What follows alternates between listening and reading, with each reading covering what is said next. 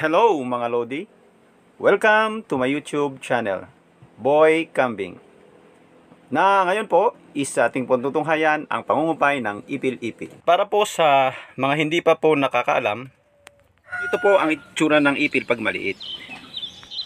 At ito namang hawak-hawak ko ay ganito po ang itsura ng ipil pagka yung may bunga na at saka yung may bulaklak. Ito po, yung hawak ko po ito.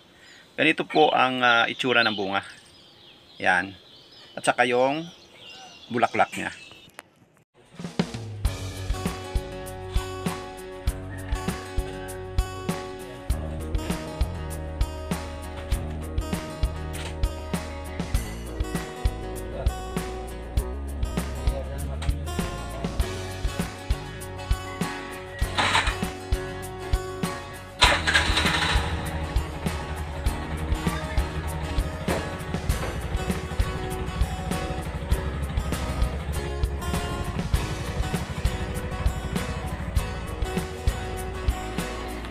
Gaya po ng nakikita ninyo ay sa tabing kalsada lamang po kumuha ng kupay.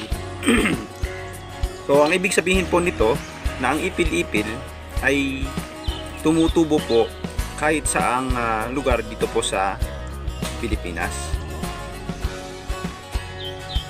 Ngayon po lalapitan po natin, papakita ko po sa inyo yung ganito po ang itsura ng puno ng ipil-ipil.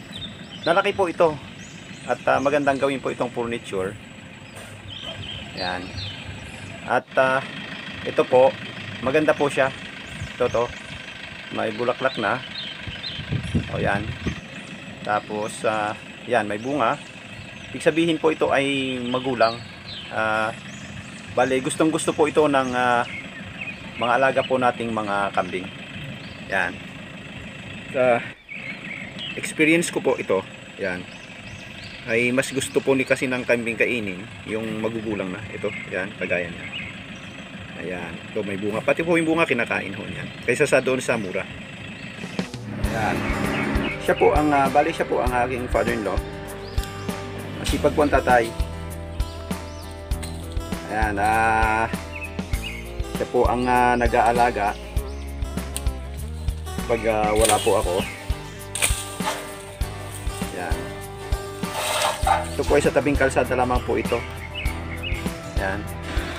Kaya po nang sabi ko na ang ipil po ay talagang kahit saan po dito sa parte ng Pilipinas natubo po ito. Kahit nga po sa mga bangin yan ay natubo. Yan. Sa mga kalaman po ng mga hindi pa po kilala at nakakaalam po kung ano talaga po ang ipil. Yan.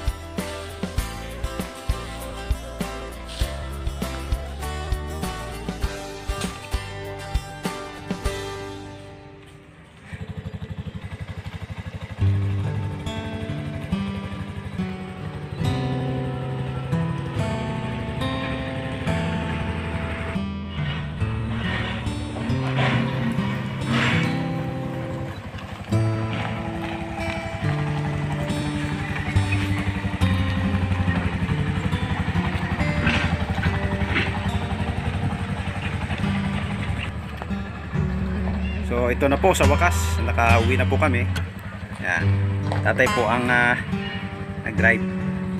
Bali tinuturuan ko po yan eh. Ngayon po kasi ako ang nagbi-video. Yan. Yan, bali ang gagawin po namin dito kasi ang pinasanayan po ng mga kambing ay ano dati po ay ano nakalagay po sa lagayan ng kainan, pero sa ngayon po ay ano pabitin po ang gagawin. Ayan po ang ginagawa namin. Ayan.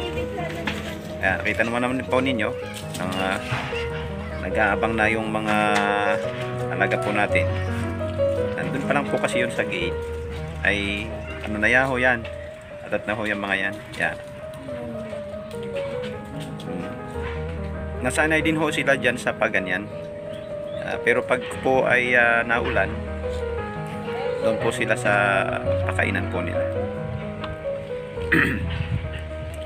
Ayan. So talagang yan.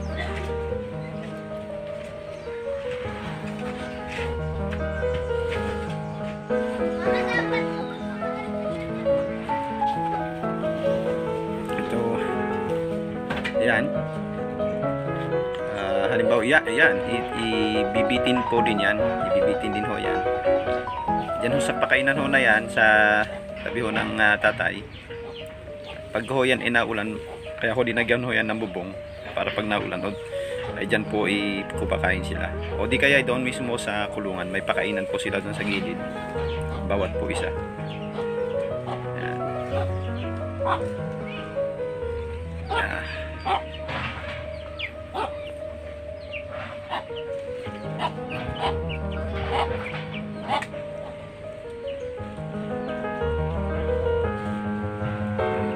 Yan o.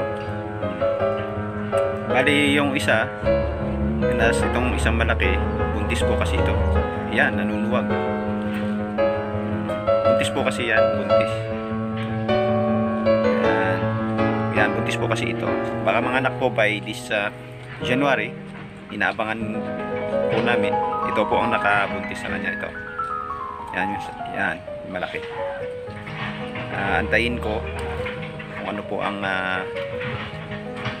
kalalabasan. Bale F4 po yun eh. F4 po kasi yung inahin. Yan.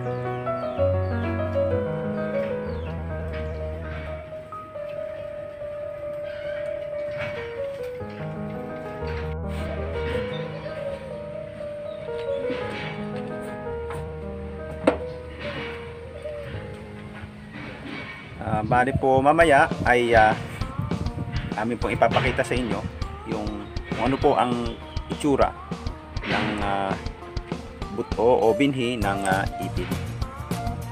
Ito po yung buto ng ipil. Yan. Pag nakaipon po kaya po ganyan po ang itsura yan. Yan. Para po siyang buto ng pakuan pero balaki.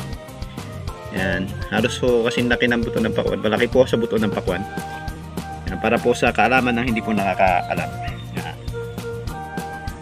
Thank you po at God bless. At huwag po nating kalimutan pakisubscribe ang Boy Camping.